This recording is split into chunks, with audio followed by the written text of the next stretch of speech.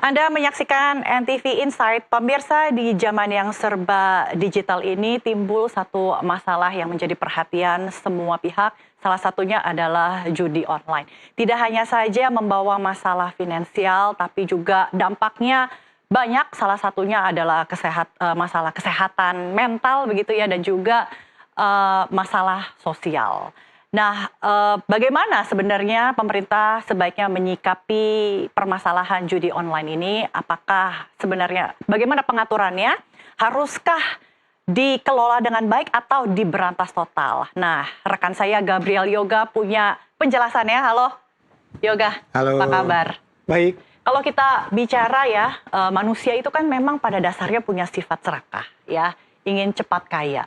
Nah, sehingga kadang-kadang mengambil jalan pintas, yaitu judi online. Tapi ujung-ujungnya bukannya untung malah buntung. Nih, kita lihat gigit jari akibat judul. Ya. Ini berangkat dari temuan Pusat Pelaporan dan Analisis Transaksi Keuangan gitu ya. Dalam sepekan terakhir kan mereka sudah melaporkan ada banyak rekening yang terindikasi terlibat judi online gitu. Nah, itu jadi temuan yang sangat mencengangkan untuk kita semua, apalagi ada beberapa hal yang seharusnya tidak terpikirkan gitu ya. Wah, ternyata kok bisa sih pemilik rekening seperti itu ternyata terindikasi terlibat judul. Gitu. Banyak rekening yang terindikasi terlibat judi online. Memang sebanyak apa sih, berapa korban yang terlibat ataupun menderita kerugian akibat judi online ini? Kita akan lihat di slide berikutnya. Nah. Ini laporan dari PPATK ya. Ini mereka sudah menyampaikan laporan, dan ini khususnya terkait mereka yang diduga terlibat atau terindikasi ikut judi online gitu ya. Ini ada 28,4 juta orang yang rekeningnya itu terdaftar sebagai penerima bantuan sosial gitu ya. Iya. Tapi yang jadi catatan khusus dari laporan. Sebentar. Penerima bantuan sosial, artinya ini adalah masyarakat yang tingkat kesejahteraannya itu menengah ke bawah. Ya, jadi pemerintah kan sudah memiliki data khusus untuk para penerima bantuan sosial, mereka yang dinilai memang perlu mendapatkan bantuan supaya kualitas hidupnya menjadi lebih baik gitu ya. Nah, itu datanya sebanyak itu 28,4 juta orang. Nah, tapi yang tadi saya bilang mencengangkan adalah ini, angka ini. Jadi hampir lebih dari setengah juta rekening gitu ya yang terindikasi terlibat judi online gitu ya. Kalau rekening itu kan biasanya terhubung dengan akun dan nomor identitas kependudukan gitu ya. KTP lah, nomor KTP, karena buat rekening harus pakai nomor KTP. Nah, ini laporan-laporan dari PPATK, mereka menemukan ada 7,5 juta transaksi senilai hampir 1 triliun gitu ya. Wah, 1 triliun? Ya. Hampir. Ini Nah, ini angka yang fantastis ya. Ya, ini catatan dari 571 ribu rekening yang sebetulnya dimiliki oleh para penerima bansos. Tentu memang pemerintah masih memverifikasi dan perlu mengusut apakah memang para penerima bantuan sosial ini sengaja gitu ya menggunakan rekening atau menggunakan bantuan yang mereka dapatkan untuk ikut judi online, atau rekening mereka dicatut gitu ya, karena itu ada indikasinya juga ke situ juga. Karena sebagai catatan, bulan Juli ini adalah pencairan bantuan sosial. Periode pencairan bantuan sosial kalau tidak salah tahap ketiga. Itu ada uang dana sebesar Rp600.000. Lalu ada tambahan lagi, itu ada uang tunai juga Rp400.000, jadi total sudah 1 juta rupiah untuk bantuan sosial tahap ketiga ini, plus kemarin dari Bulog juga pemerintah juga sudah menyebutkan akan ada bantuan beras 10 kg. Iya. Jadi memang, tapi kan beras nggak bisa buat judol. Ya, itu dia. Tapi artinya kita lihat dampaknya di sini ya. Nah, ini pemerintah sudah memberikan ultimatum mereka yang terindikasi terlibat judol penerima bansos, rekeningnya diblokir. Artinya mereka mungkin ada masyarakat yang merasa, kok saya tidak bisa mencairkan bantuan sosial gitu ya. Mungkin perlu diperiksa apakah memang akunnya itu ya, terlibat di situ. Dan kemudian ya dihapus dari data bansos gitu. Artinya ya sudah, mereka kelangsungan bansos ke depannya ketika nanti akan terbukti mereka ternyata menggunakan dananya untuk judi online, ya Maka dihapus dari data bansos. Jadi judi online ini sebenarnya mereka mengincar masyarakat kalangan yang kesejahteraannya ke bawah gitu ya. Padahal seharusnya judi itu kan sebuah hiburan ya. Ya, ya ini kita berbicara soal judi ya, judi online, dan itu tidak hanya terbatas pada masyarakat kalangan menengah ke atas gitu ya, tapi mereka yang memang yang kebutuhan dasarnya itu ya mungkin day by day-nya iya, sulit untuk dipenuhi. mereka mungkin terdesak gitu ya, ingin mendapatkan sumber uang atau modal dengan cepat gitu ya. Nah, artinya ketika mereka dapat, misalnya ada yang dapat bansos ya, itu adalah uang cepat gitu kan, ada uang tunai ya, mereka cuma punya modal itu ya, mereka ternyata ada yang diduga ada yang menggunakan untuk judol ya, mereka pakai itu. Nah gitu, mungkin kalau mau dilihat dari data kita lihat data secara menyeluruh gitu ya di Indonesia, itu judi online itu jadi momok ya, jadi masalah besar gitu ya. Oke, Karena kita bisa lihat ada masalah apa lagi nih? Ya, nah ini catatan saja ya, ini kita tengok angkanya dari 3 tahun terakhir itu ya. Ya. Dari 2022 itu Trennya naik ya pasti. ya, ternyata ada kecenderungan trennya tuh naik. Iya. Gitu ya. Naik gitu ya. Ada nilai transaksi 2022 155 triliun gitu ya. Ini artinya ada potensi kerugian negara juga di situ. Kemudian jumlah transaksinya 121 juta, dan setahun kemudian ternyata bertambah gitu ya. Iya. Lebih dari 2 kali lipat. Di tahun 2024 Iya. lebih dari 3 kali lipat lagi gitu. Artinya ternyata ini memang masalah serius gitu ya, dan yang orang Indonesia yang terindikasi bermain judi online itu pun kita lihat angkanya hampir 10 juta orang gitu ya. Artinya ini sudah masalah sangat serius gitu. Jadi tidak bisa di pemainnya berlipat-lipat begitu ya dari tahun ke tahun. Betul, dan ini jadi sorotan juga untuk publik gitu ya, kemana mereka harus menaruh kepercayaan supaya ini bisa diberantas gitu. Karena sebagai catatan, Indonesia ini melarang segala praktik perjudian gitu ya, dari sudah lama lah, dari tahun 1970-an gitu ya.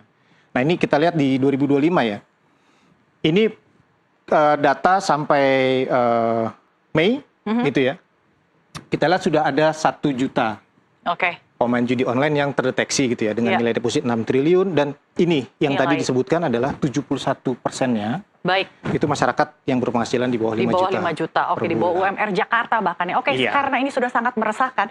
Jadi harusnya apa yang dilakukan oleh pemerintah untuk mengatasi permasalahan ini? Ya, ini sebagai perbandingan saja, jadi ada beberapa negara yang menerapkan peraturan melegalisasi judi tapi secara terbatas gitu ya. Oh, jadi legalisasi ekonomi judi di sini ya? Tapi ini hanya perbandingan saja. Ini Turki, mereka pernah punya kasino tapi ditutup tahun 1998 karena waktu itu ditutup karena ada dugaan. Jadi tidak ada lagi dong? Tidak ada lagi, tapi ditutup karena dugaan pencucian uang dan korupsi. Jadi uang-uang dari pencucian uang dan segala macam korupsi itu mengalir ke judi.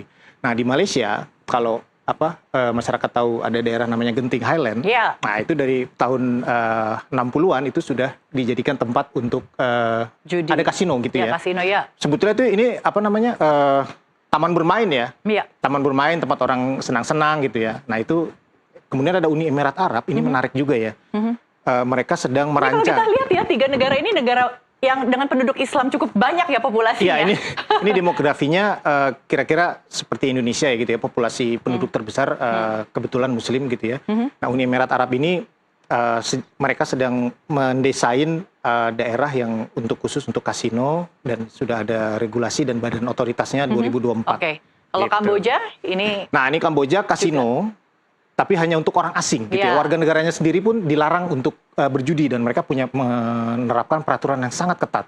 Dan ironinya adalah di Kamboja inilah banyak warga negara Indonesia yang terjebak bisnis judi, baik judi yang offline maupun yang online. Dan kita sudah banyak sekali menerima kabar mungkin ratusan orang Indonesia meninggal di sana karena industri judi ini gitu ya. Selanjutnya Singapura, ini yang kita tahu ada satu kasino mewah di sana. Betul. Nah tapi Singapura juga menerapkan peraturan yang sangat ketat gitu ya, dan bahkan kita tahu sendiri Singapura punya regulasi soal denda yang Iya. mungkin sudah bahkan jadi meme. Jadi meme tersendiri masuk ke Strict Singapura harus siap dengan segala macam denda. Nah, Bagaimana dengan Indonesia? Nah, Indonesia sendiri sudah jelas ya, itu melarang segala praktik judi dalam bentuk apapun gitu ya. Kita ingat itu saya tulis 1970-an, karena di tahun 74 itu keluar undang-undang pertama soal penertiban perjudian. Gitu ya. Kemudian banyak keluar peraturan-peraturan, kemudian sampai akhirnya muncul Undang-Undang nomor 1 tahun 2023 yang juga mengatur soal judi, dan Undang-Undang nomor 11 2008 ya soal ITE. Iya, tapi kan aturan judi online ini tidak bisa benar-benar memberantas ya permasalahan judi yang saat ini muncul di mana-mana. Tadi juga sudah kelihatan jumlah pemainnya, kemudian nilai transaksinya. Iya, itu makanya yang dibutuhkan sekarang sih sebetulnya adalah transparansi gitu ya, bagaimana penegakan hukum segala macam tidak pandang bulu gitu ya. Karena sebagai catatan di 2024 itu ada laporan hampir 100.000 aparat penegak hukum gitu ya, TNI Polri itu juga terindikasi terlibat judi online gitu. Jadi masyarakat memang masih menunggu ya, ini kalau memang mau diperketat gitu ya. Salah satu contohnya tadi yang menerima bansos gitu ya, begitu mereka tadi terindikasi dapat ikut judi gitu kan, rekeningnya langsung dibekukan. Sudah gitu. Itu artinya ada efek jera, dan ini sebetulnya jadi sasaran gitu, target dari pemerintahan Presiden Prabowo Subianto gitu ya. Karena jelas banget itu ya, judi itu merusak ya kehidupan tadi, ekonominya jatuh gitu ya. Ini saya mengutip lirik Bang Rhoma Irama gitu ya. Apa tuh? Lagu judi tahun 1987 mungkin ya ini sering banget generasimu ya, beda kita generasinya dinyanyikan ketika orang-orang ngumpul gitu ya kan. Salah satu liriknya menyebutkan uang judi najis, tiada berkah gitu ya. Artinya memang ya sudahlah.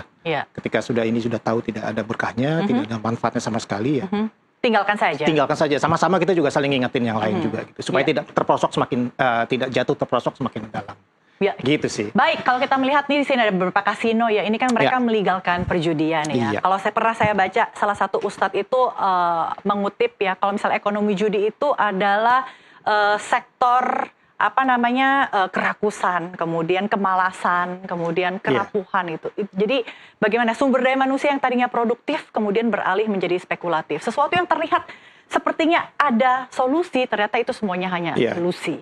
Jadi itu ilusi, euforia ilusi ya. Jadi orang terpancing. Kan sekarang judi online bahkan ya, orang bisa mulai dengan uang Rp10.000 gitu ya. Mereka masukin uang Rp10.000, lalu pertama mungkin sekali dua kali dimenangkan gitu ya. Dapat menang Rp12.000 gitu ya, untung Rp2.000, masukin lagi Rp12.000, untung lagi Rp20.000. Tapi begitu jumlah uang ini dimasukkan semakin besar, gitu, ya ketika mereka kalah pun akan semakin besar. Artinya mereka ketika sudah kalah, jatuh, ya ibarat jatuh tertimpa tangga gitu ya. Udah uangnya habis, nggak dapat apa-apa, ekonomi melarat. Belum gitu lagi sudah melarat, kecanduan, ngutang. Kecanduan, nah, itu ngutang, dia. nah itu dia. Baik, terima kasih Yoga untuk obrolannya. Terima kasih.